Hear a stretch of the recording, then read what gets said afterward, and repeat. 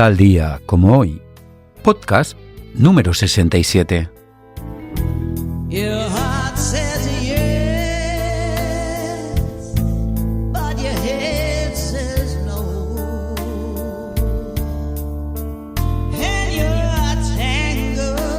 Imagina vivir en una sociedad donde ciertas ideas están vetadas, no porque las leyes lo prohíban, sino porque existen una autocensura impuesta por los intereses de grupos poderosos o el temor de la desaprobación colectiva.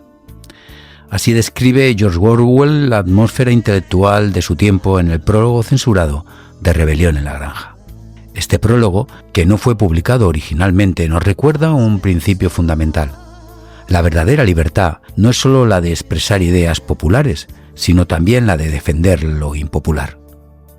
Orwell, en su prólogo, no solo criticaba la censura explícita ejercida por regímenes totalitarios como el soviético, sino también algo más sutil y peligroso: la autocensura de los intelectuales occidentales, quienes, por conveniencia política o miedo a la desaprobación social, decidían callar.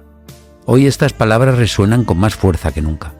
En un mundo dominado por las redes sociales y los grandes conglomerados mediáticos, ¿hasta qué punto tenemos la libertad para escuchar y expresar todas las ideas?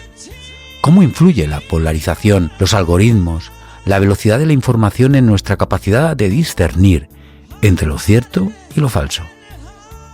Para iniciar esta reflexión, quiero compartir con vosotros un extracto del prólogo censurado en su día a Orwell, donde denuncia cómo la autocensura y los intereses creados sofocan la libertad intelectual.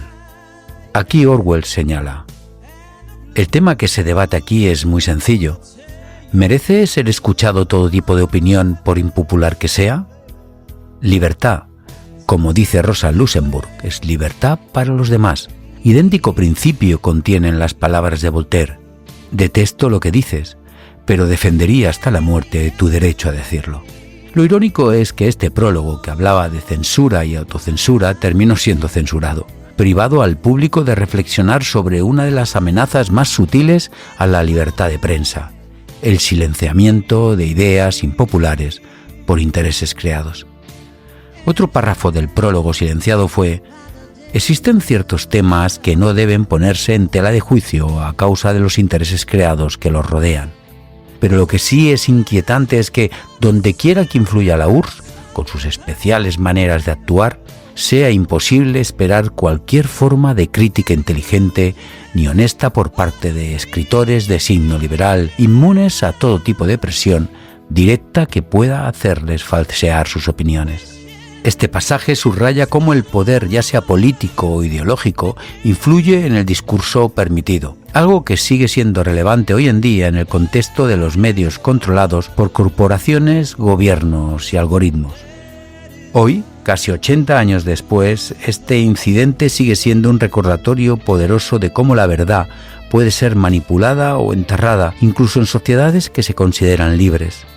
En el podcast de hoy, partiendo de este ejemplo, exploraremos la evolución de la libertad de prensa desde los ideales del siglo de las luces hasta los retos actuales, donde las redes sociales y los medios masivos han transformado la manera en que consumimos información y formamos nuestras opiniones.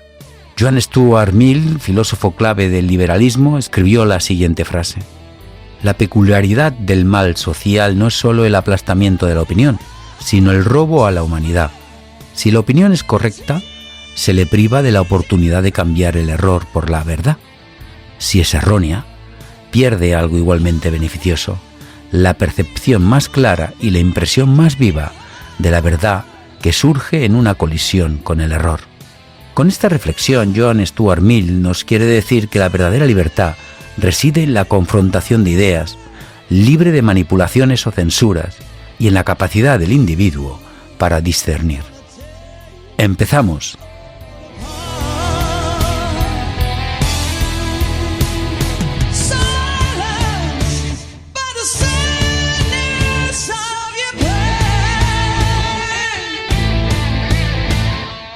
El 3 de mayo de 1993, la Asamblea General de Naciones Unidas lo proclamó como el Día Mundial de la Libertad de Prensa, un tema que preocupa de una forma u otra al ser humano, ya desde la antigua Roma. Hoy es difícil saber qué es verdad y qué no. La información nos llega de todas partes y no podemos confiar en todo lo que leemos, escuchamos o vemos por televisión. En este programa vamos a hablar de la importancia de la libertad de prensa y cómo nos ayuda a tener una sociedad más justa e informada, o por lo menos, este debería ser su objetivo. Pienso que para hacer un buen enfoque debemos hacer un recorrido histórico sobre la libertad de prensa, un recorrido que es fascinante y que está lleno de hitos fundamentales que han dado forma a los derechos de expresión y de acceso a la información, tal como lo conocemos hoy. Podemos empezar en la antigua Roma, donde en el siglo I a.C. se crearon las actas diurnas, que fueron los primeros boletines públicos, documentando eventos y decisiones oficiales. Es cierto que su alcance era limitado por muchas razones, pero sentaron las bases para disponer un registro informativo organizado. En la China, durante el siglo VIII, los diabo fueron boletines oficiales distribuidos a funcionarios, cuestión que, con el uso del papel y la impresión, posteriormente se aceleró su difusión.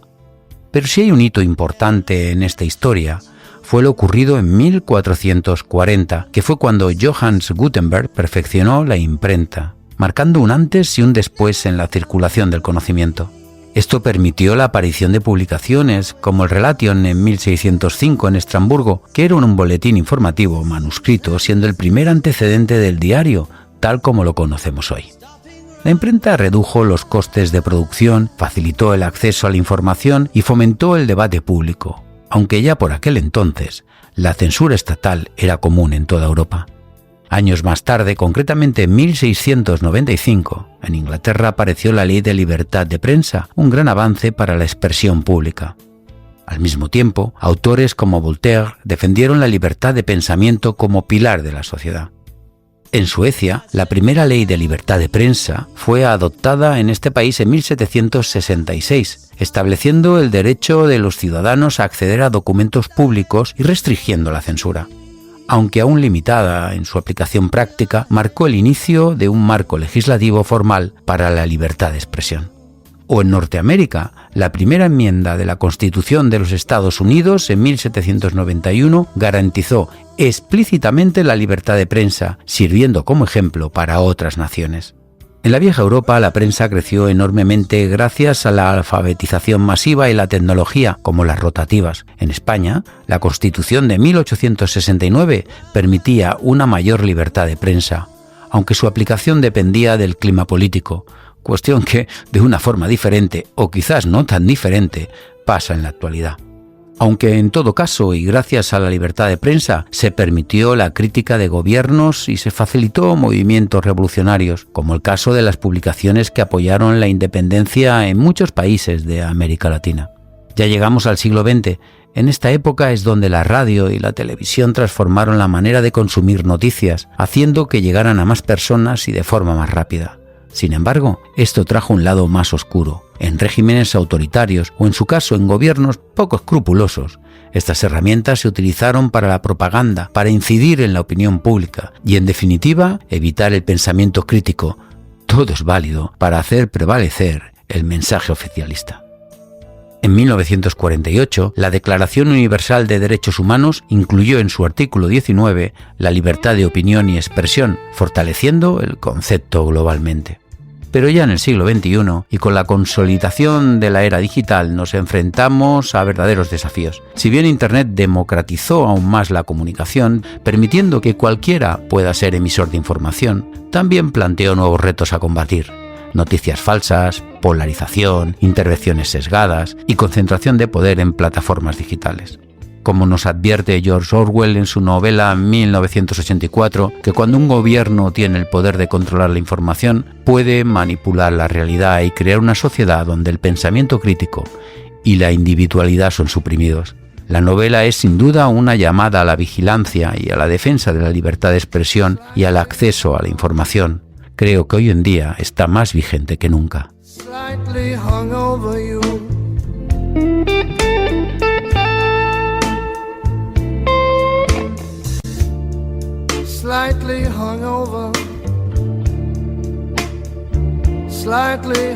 El auge de Internet y el periodismo digital ha sido un proceso disruptivo que ha transformado profundamente a la sociedad. Si bien ha traído consigo numerosos beneficios, como un mayor acceso a la información y una mayor participación ciudadana, también ha planteado nuevos desafíos, como la proliferación de noticias falsas y la polarización de la sociedad. En principio podemos afirmar que el impacto en la sociedad ha sido positivo, ya que ha permitido una democratización de la información. Internet ha permitido que cualquier persona con acceso a una conexión pueda publicar y compartir información, rompiendo los monopolios de los medios tradicionales. Esto ha llevado a una mayor diversidad de voces y perspectivas, pero también, como hemos comentado, al juego perverso de la manipulación. Un impacto positivo es que la información está disponible al instante y desde cualquier lugar, lo que ha empoderado a los ciudadanos y ha facilitado la participación en debates públicos.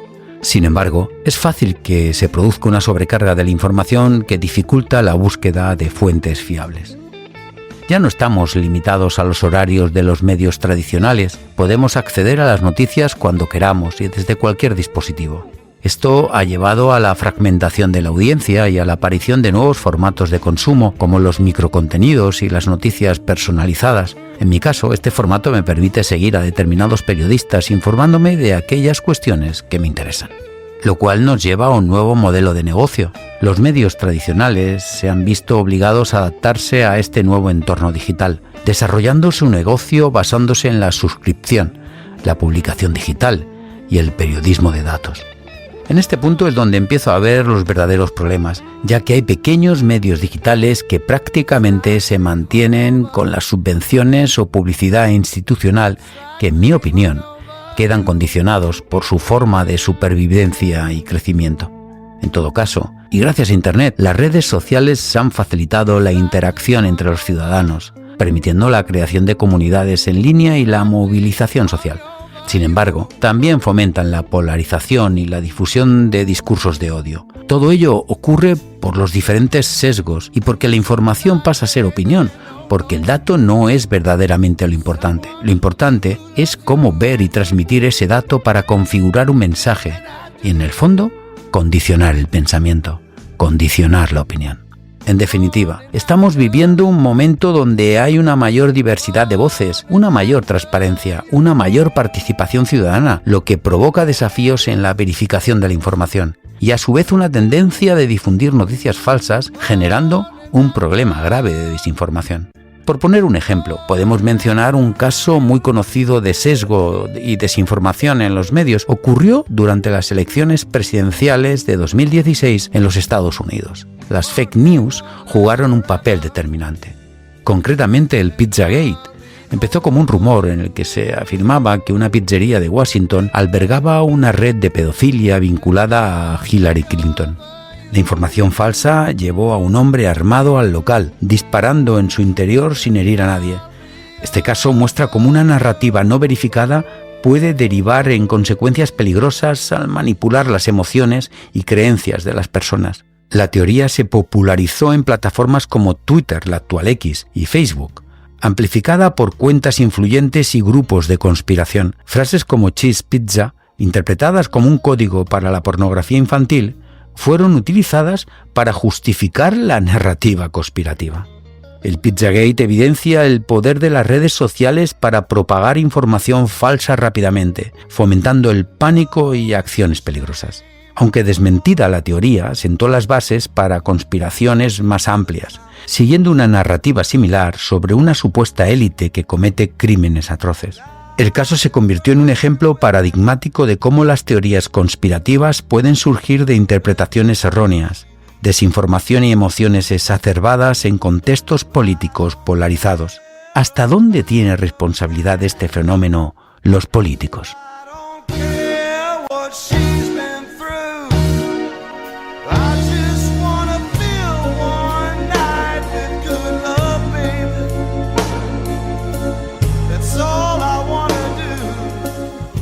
En el siglo XXI, las redes sociales han revolucionado la comunicación. Actúan como plataformas informativas con la particularidad de llegar de forma instantánea al mundo entero, impactando de dos formas contrapuestas, como las dos caras de una moneda. Una es en forma democratizadora en la difusión de información, fomentando la participación ciudadana, el debate, y por otro lado, la otra cara de la moneda, que se convierte en una herramienta de desinformación, manipulación social y desafección masiva.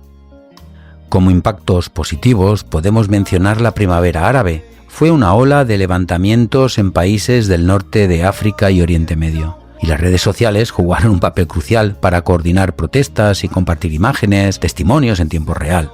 Por ejemplo, en Egipto, la convocatoria masiva de la Plaza Tahrir fue organizada en gran parte a través de Facebook. Los manifestantes también utilizaron Twitter para informar al mundo sobre la represión gubernamental, mostrando el potencial de estas plataformas como herramientas para el activismo y la denuncia.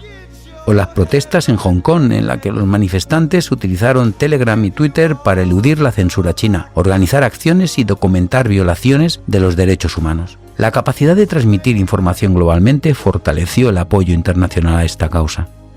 La otra cara de la moneda son las manipulaciones ocurridas en temas tan sensibles como las noticias falsas sobre la COVID-19, las elecciones presidenciales de 2016 en Estados Unidos o la manipulación durante el Brexit.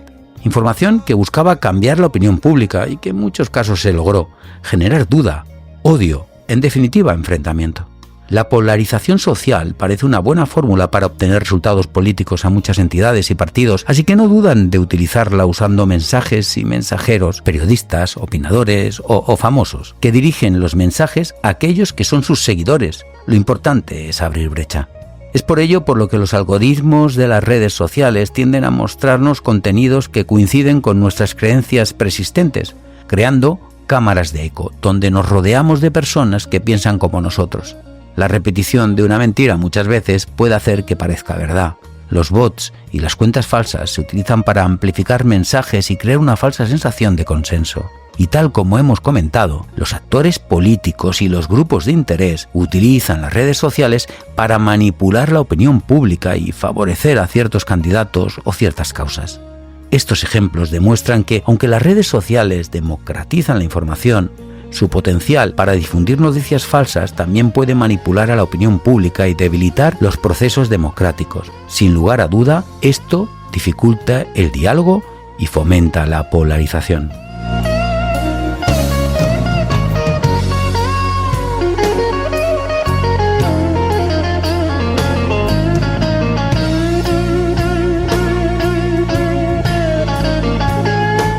Vamos llegando al final de mi 67º podcast, el dedicado al día 3 de mayo, día que la Asamblea General de Naciones Unidas lo proclamó como el Día Mundial de la Libertad de Prensa. Libertad por la que se ha luchado desde hace siglos, esa libertad que permita a las personas poder expresarse de forma libre sin ser juzgado por sus opiniones o pensamientos. Tal como aparece en el artículo Libertad de Prensa, mapa de las principales amenazas al periodismo en el mundo, escrito por Alberto Senante, dice así: el griego Plutarco, a finales del siglo I, relata en su obra Vidas paralelas que el rey Tigranes mandó cortar la cabeza al correo que le llevó malas noticias, consiguiendo que desde entonces nadie se atreviera a contarle la verdad. Desde entonces, a pesar de que el artículo 19 de la Declaración Universal de los Derechos Humanos establece que todo individuo tiene derecho a la libertad de opinión y de expresión, así como a difundir informaciones y opiniones por cualquier medio de expresión, lo cierto es que hoy en día disponer de una prensa libre sigue siendo una quimera en gran parte del mundo. Hay que mencionar que en la actualidad siguen siendo asesinados periodistas y personas en todo el mundo por contar lo que ven. Siguen existiendo países y gobiernos que, como el rey Tigranes, siguen segando la vida a las personas que su delito es el de relatar lo que pasa. Vaya por delante todo mi apoyo a aquellos periodistas que han dado su vida, la están dando o quieren darla para hacer de este mundo un mundo mejor. Ya que sin información y la denuncia de las injusticias que ocurren en el mundo, jamás habrá una verdadera libertad. Pero por otro lado, la prensa en la actualidad debe hacer frente a otros problemas. Para hablar de ello extraigo un párrafo de Jorge Navas en su artículo Una prensa libre e independiente, pero también seria, que creo que ilustra perfectamente uno de los problemas actuales.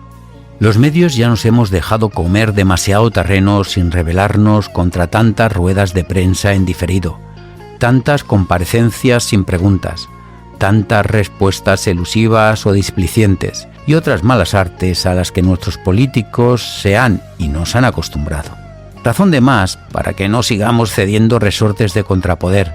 El periodismo se convierte en relaciones públicas, por no decir connivencia, cuando renuncia a contar cosas que la gente tiene derecho a saber y que algunos no quieren que se sepan y otras no quieren saberlas.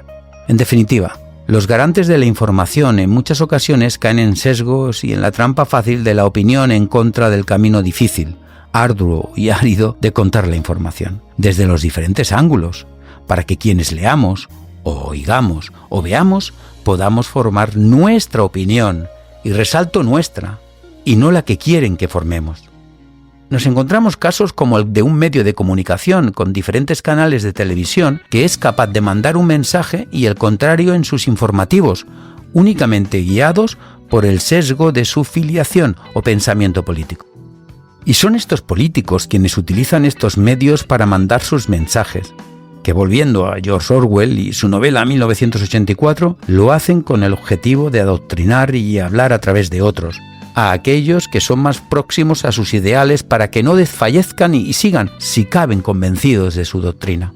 Y al final nos encontramos con que ya no hay debate de ideas, ya no hay el respeto a la verdad de los hechos, sino un relato de cómo lo veo y qué rendimiento político puedo obtener. Periodistas que al cobijo de la no revelación de fuentes son capaces de dar una noticia sesgada, rayando la falsedad y que más tarde consiguen puestos de asesores en la televisión pública. Todo ello genera un caldo de cultivo de confrontación, desconfianza y empobrecimiento social y cultural que puede ser muy peligroso para la estabilidad de una sociedad. Creo que para resumir de una forma sencilla todo lo que he dicho, utilizaré una frase de Alberto Camus, filósofo y escritor francés, que dijo: una prensa libre puede ser buena o mala, pero sin libertad, la prensa nunca será otra cosa que mala. U otra de George Orwell: la libertad de prensa, si significa algo, es el derecho a decirle a la gente lo que no quiere escuchar. Porque escuchar lo que quiero no me ayuda a formar mi pensamiento, únicamente me lleva a consolidar el pensamiento único, y para ello no hay más camino que el de la educación, tal como dice Noam Chomsky. El verdadero objetivo de la educación debe ser la capacidad de cuestionar lo obvio, no simplemente aceptar lo que se nos dice. Para acabar, dejaré mi reflexión que creo que resume todo lo que hemos hablado. El pensamiento crítico es la vacuna contra la desinformación.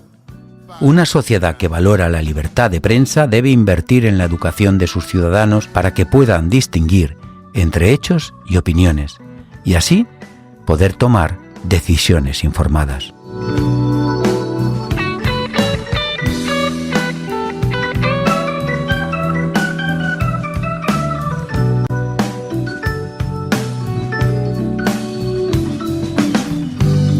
Hasta aquí es lo que ha dado de sí nuestro día. Nos volvemos a encontrar en el próximo podcast, donde hablaremos de las cosas de la vida y escucharemos buena música. Pero eso será otro día.